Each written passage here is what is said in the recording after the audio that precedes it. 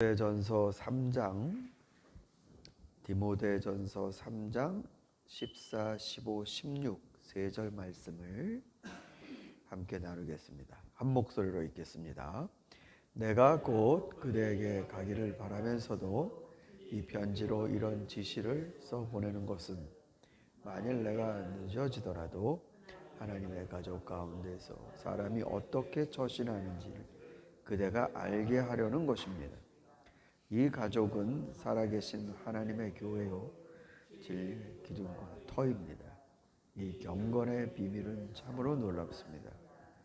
그분은 육신으로 나타나시고 성령으로 의롭다 하신 인정을 받으셨습니다. 천사들에게 보이시고 만국에 전파되셨습니다. 세상이 그분을 믿었고 그분은 영광에 쌓여 들려 올라가셨습니다. 아멘. 감독은 이런 사람을 세우십시오. 집사는 이런 사람을 세우십시오. 그러니까 감독은 이런 일을 해야 됩니다. 집사는 이런 일을 해야 됩니다. 라는 내용은 자세하게 없습니다. 이런 사람을, 이런 조건에 있는 사람을 뽑으십시오. 그러니까 구체적으로 내가 감독으로 교회에서 선출했으면 감독은 뭐 해야 되는지, 집사는 뭐 해야 되는지 그거에 대한 내용이 없습니다. 그건 사도 바울이 써 내려가다 보니까 그 내용은 빠뜨렸다라고 볼 것이 아니고, 그 당시에 감독과 집사는 무슨 일을 해야 된다라는 게 디모데와 바울 사이에 이건 얘기할 필요가 없는, 감독은 무슨 일을 해야 되는지, 그러니까 이런 것들은 아마 기본적인 그런 인지가 되지 않았을까 생각을 합니다. 근데 오늘 우리가 읽은 본문에 보니까 사실 이런 거는 바울이 예배소에 지금 디모데에게 가서 그때 해도 되는 얘기예요. 아니면 그때가 더 정확하고 오해가 없이 직분자들을 세울 수 있겠죠.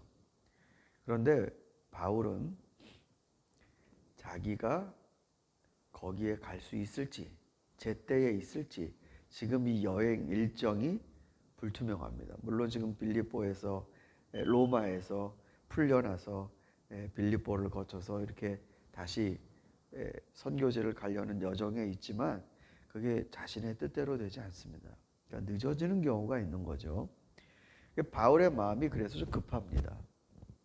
내가 가서 디모데와 얘기하면 좋겠지만 못 간다면 이 편지라도 보내서 꼭 이렇게 해야 한다라는 것, 꼭 교회는 이렇게 유지돼야 한다라는 것을 알려주고 싶은 겁니다. 그러면서 아주 중요한 말이 나와요. 하나님의 가족 가운데서 사람이 어떻게 처신해야 하는지를 그대가 알게 하려는 것입니다.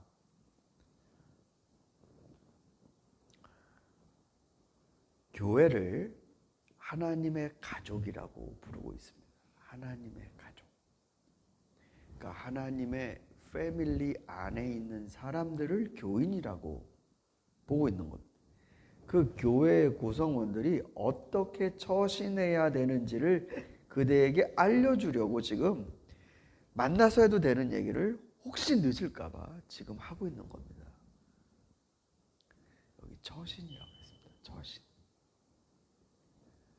하나님의 교회 안에서 그 가족들이 뭘 어떻게 해야 되는지 몰라서 뻘쭘하게 있고 그런 게 아니고, 바울의 마음속엔 그들이 하나님의 가족이라는 이 생각을 가지고 교회 안에서 자기가 어떠한 위치에서 어떠한 마음으로 뭘 기대하고 신앙생활 해야 되는지를 가르쳐주고 싶었다는 겁니다.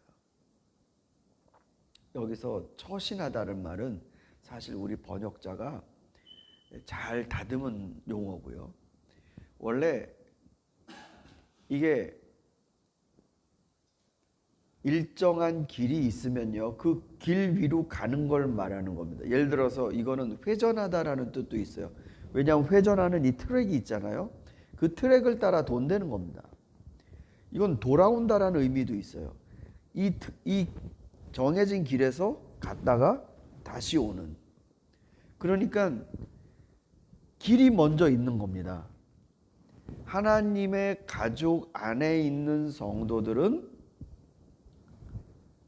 그들이 마땅히 가야 되는 길이 있는데, 그 길이 이거 뭐 내 길이 아니고 옆 사람 길이라든가 그런 게 아니고, 각각 자신들이 어떤 길로 가야 되는지를 놓치지 않도록 얘기하려고 한다는 겁니다.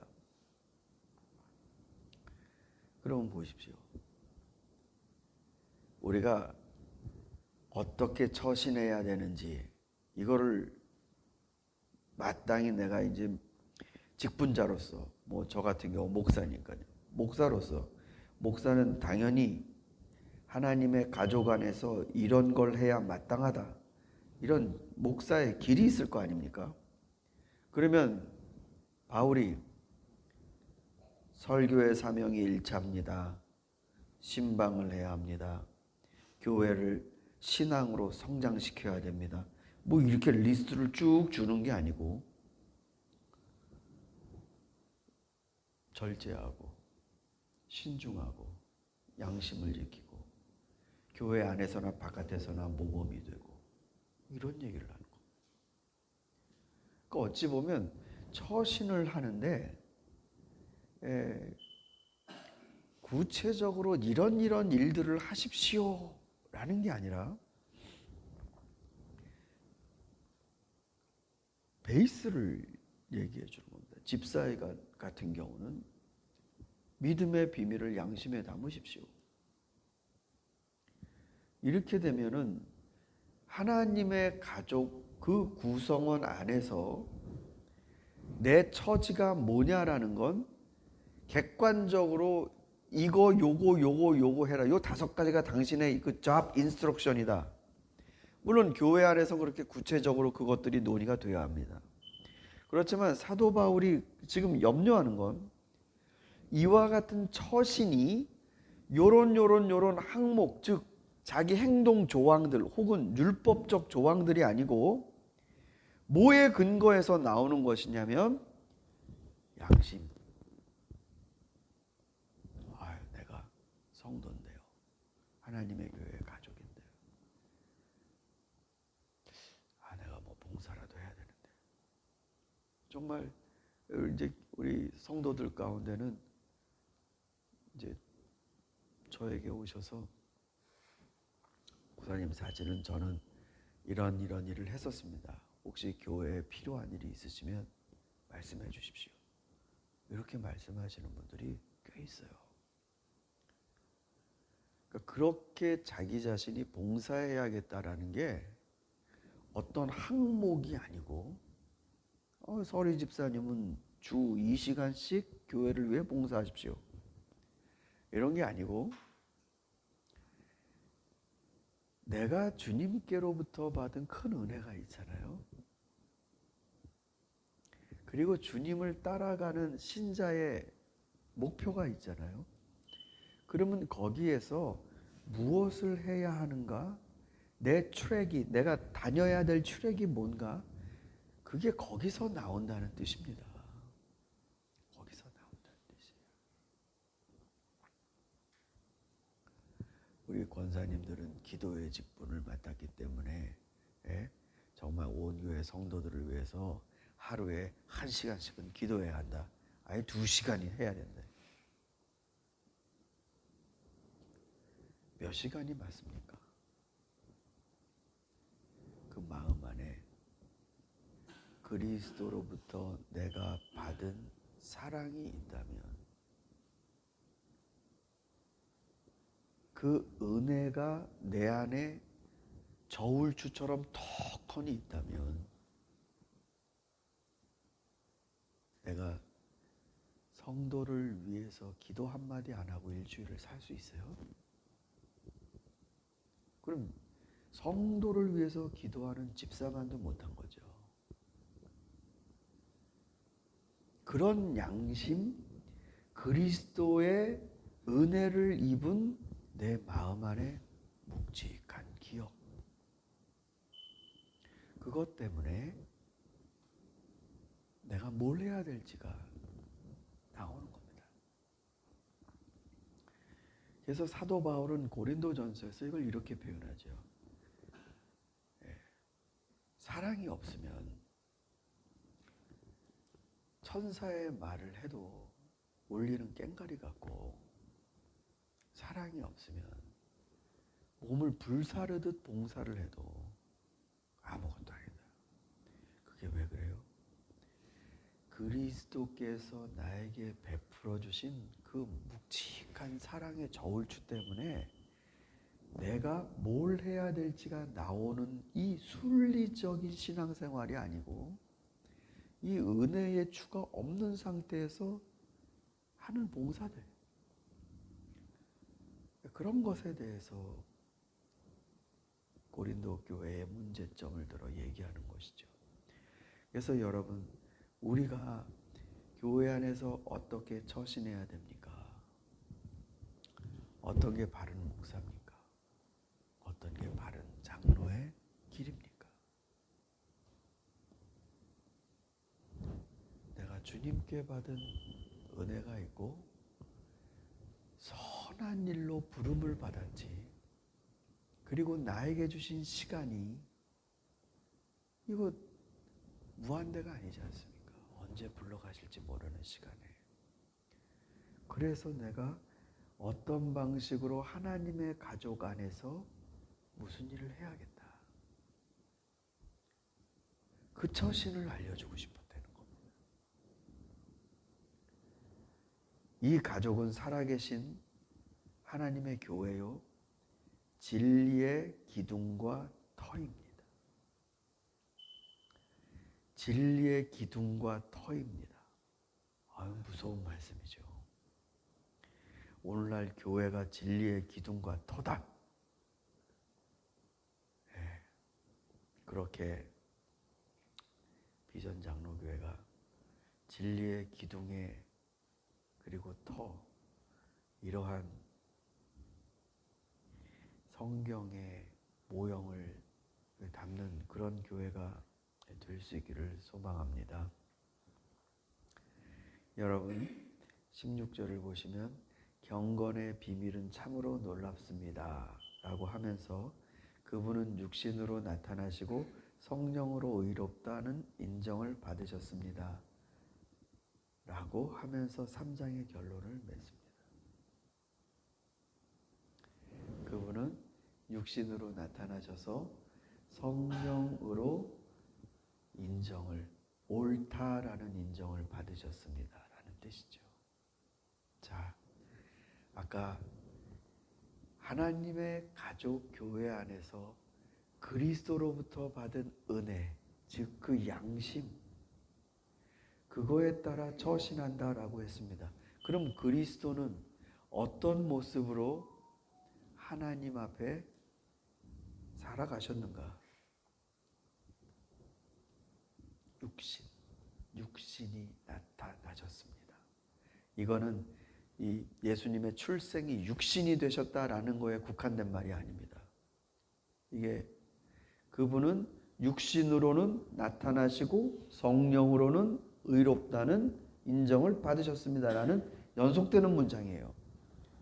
그러니까 그분은 육신으로 나타나셨습니다라는 거예요. 이게 무슨 뜻이냐면, 주님이 생각만 의롭거나 감정만 긍휼이 많거나라는 분이 아니라 그분은 육신으로 나타난다는 말입니다. 육신으로, 몸으로 가셔야 될 길을 가고 당하셔야 될 고난을 받고 올라가야 될 십자가에 오르시고 육신 없이 살아가신 게 뭐가 있어요? 요한복음 13장 보면 주께서 사랑하시되 끝까지 제자들을 사랑하셨다. 거기에서 끝나나요? 요한복음 13장 그 1절 2절에서 끝나나요? 그 다음 절이 그래서 식사하시던 중에 가서 물을 떠다가 수건을 허리에 차시고 무릎을 꿇고 제자들의 발을 닦아주셨다. 몸으로 나타나잖아요. 몸으로. 그는 몸으로 나타나시고 성령으로 인정을 받으셨습니다. 그러니까 몸으로 그렇게 하시는데 사람들이 아유 저런 분이 또 있을까? 이런 사람들의 인정이 아니라 그분이 하시는 일은 성령이 옳다라고 인정을 내주는 걸 받았대요. 그게 경건의 비밀이라는 겁니다. 경건생활, 신앙생활.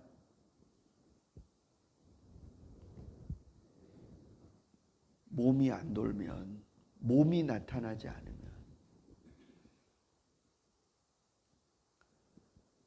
여러분 어디 수도원 같은 데 가서 내가 진짜 뭔가 좀 이렇게 경건한 시간들을 보내야겠다라고 하면은 몸이 바빠요. 수도원의 일정을 보시면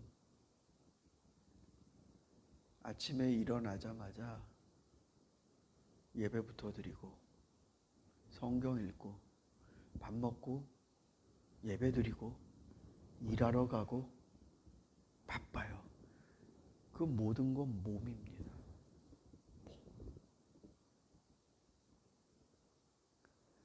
몸으로 나타납니다.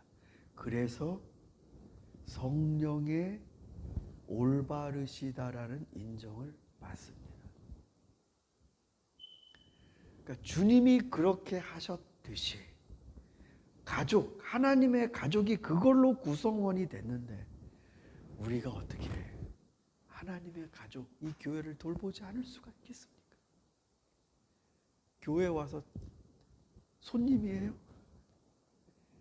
초신자나 교회가 뭔지 모르시는 분들은 당연히 그러실 수 있지만 하나님의 가족의 식구들은 그럴 수가 없죠. 꼭 교회 안에서뿐만이 아닙니다. 여러분, 우리 그리스도께서는 육신으로 나타나시는 분입니다. 그분의 사랑은 육신의 사랑입니다. 성령으로 옳다라고 인정받는 것, 그게 경건입니다. 생각만 마음만 돌아가서 하나님께 신비한 깊은 곳에 가는 동락당에 간다고 그러죠. 동락당. 나 혼자 누리는 거기 높은 산에 있는 거. 내가 그냥 이 40일 금식 기도를 했는데 나 거기 갔다 왔어. 하나님의 은혜를 특별하게 받으신 분인지는 모르겠지만 경건은 그런 은혜가 육신으로 나타나야 됩니다. 내가 은혜 받았다 그러면 사람들 앉혀놓고 가르치는 게 아니죠. 내 와이프, 내 자식들 불러다가 가르치는 게 아니고 내가 은혜를 받으면 오늘은 내가 청소할게. 얘들아, 오늘 아빠가 뭐 맛있는 거 뭐 좀 해줄까? 몸으로써 나타나는 거죠. 우리는 가슴이 뜨거운 성도, 그리고 예수님처럼 몸으로 나타나는 성도, 하나님의 그 가족이 되기를 소망합니다. 우리 함께 기도하겠습니다.